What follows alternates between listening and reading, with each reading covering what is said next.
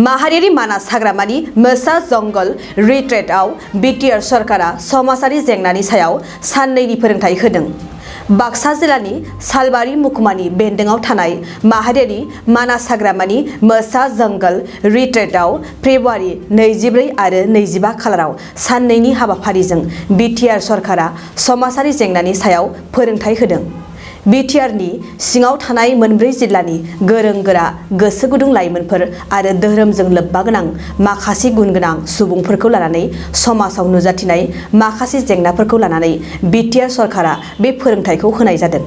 जेरैहाय दायना, दायनि, बुथारनाय, उन्दै बैसोआव हाबा जानाय, रांखावरिनि जेंना बेफोर माबोरै सुस्रांजागोन बेनि सायाव फोरोंथाय होनाय जायो।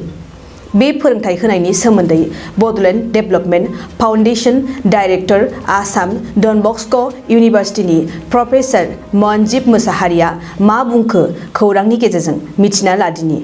बरपेटा रडनिफ्राय अनजय बसुमतारिनि खौरां।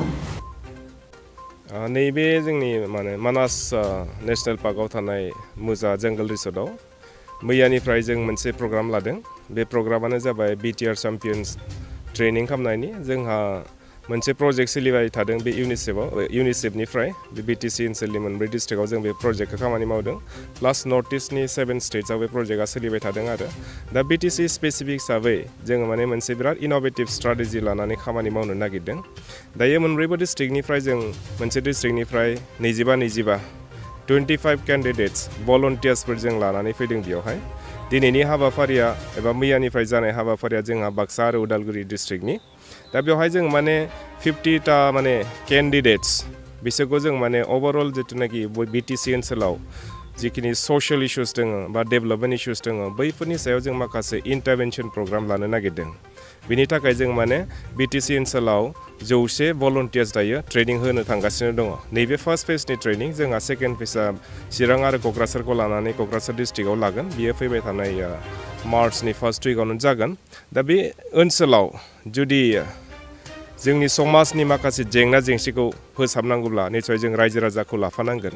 बिनि थाखायनो जोङो मोनफ्रोमबो डिस्ट्रिक्टनिफ्राय माखासे गोरों गोरा एबा गोसो गुदुं थानाय लाइमोन सेंग्रा सिख्ला एबा माखासे धोरोमारि जिथुनाखि धोरोमजों लोब्बा थानाय मानसिफोरखौ लानानै जों मोनसे केपासिटि बिल्डिं ट्रेनिं होगासिनो दङ। बेवहाय जोंहा माल्टिपल सेक्टराव माल्टिपल इस्युआव जों ट्रेनिं होदों। जेरै विच हान्टिं दायना दायनि बुथारनायनि सायाव माखासे एवारनेस होदों। इडुकेसन बा सोलोंथाइनि सायाव जों होदों। बेजों लोगोसे जोंहा रांखावरिनि, बेजों लोगोसे जिथुनाखि उन्दै गथ'नो हाबा जानाय बायदि रोखोमनि जेंना जेंसिफोरा जोंनि समाजाव साग्लोबनानै दङ।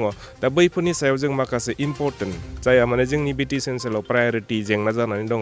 दा बैफोरनि सायाव जों माखासे कमिउनिटि एक्टिभिटिस लागोन, कमिउनिटि मबिलाइजेसन खालामगोन, रायजो राजाफोरनो थांनानै बिसोरनियाव मिटिं दावथिं जों खालायगोन। दा फैबाय थानाय जिथुनाखि मार्चनिफ्राय 22 डिसेम्बरसिम जों 100नि बारा प्रग्राम लानो थांगासिनो दं नैबे BTCनि मोनब्रै डिस्ट्रिक्टआव। बेवहाय गुबुन गुबुन जायगायाव जेराव विच हान्टिं दङ जों बैयाव थांनानै कमिउनिटि मबिलाइजेसन लागोन। जेराव इडुकेसननि जेंना दङ दा बैयाव थांनानै जों सोलोंथाइनि माखासे इस्युखौ रायज्लायगोन बा समाजनि रायजो राजाफोरजों मा लेभेलाव लांबा जोंनि सोलोंथाइया गोसारलांगोन एबा जोंनि गेजेराव स्कुल ड्रपआउटआ खमायगोन। दा बैफोरबायदि बिथिंखौ लानानै जोङो बे खामानिखौ मावनो नागिरदों। बिनि थाखायनो जोङो दायो BTC ओनसोलाव 100 कमिउनिटि भलन्टियार्स जायखौ जों बुंगोन BTR कमिउनिटि चेम्पियन्स, जाहाथे बिसोरो कमिउनिटिनि माखासे जेंना जेंसिखौ एसेबाबो हेन्डेल खालामनो हायो। आरो बेजों लोगोसे जोंहा BTC गभर्नमेन्टआबो बे हाबाफारियाव थागोन। दा बेवहाय जोंहा 3 अर्गानाइजेसन दङ। फार्स्टआ जाहैबाय इउनिसेफ, सेकेन्डआ जाहैबाय आसाम डन बस्क' इउनिभार्सिटि, थामथियाव जाहैबाय जोंहा BTR सरकार। दा मोनथामजों लोगो नांनानै जों बे प्रग्रामखौ लानाय जादों। निसय रायजो राजाया माखासे हाबाफारियाव लानाया बिराद गेदेर एबा इम्परटेन्ट होननानै आं सानो। दा जोंबो नाजादोंमोन माखासे डिस्ट्रिक्टनिफ्राय मानसि सेलेक्ट खालामनानै लानो थाखाय।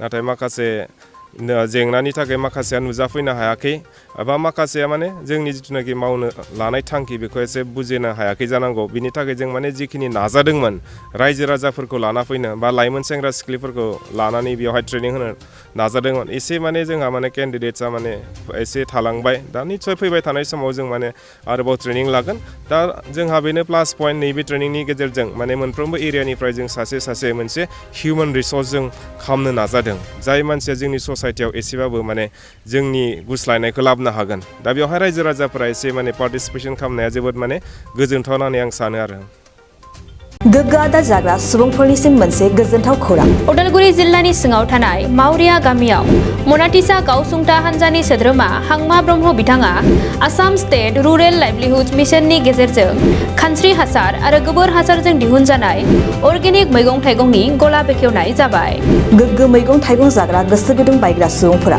गाहायाव होनाय जानबुं नम्बराव जगाजग खालामनो हागोन जानबुं नम्बरा जाबाय 8011748256 जानबुं नं 8011748256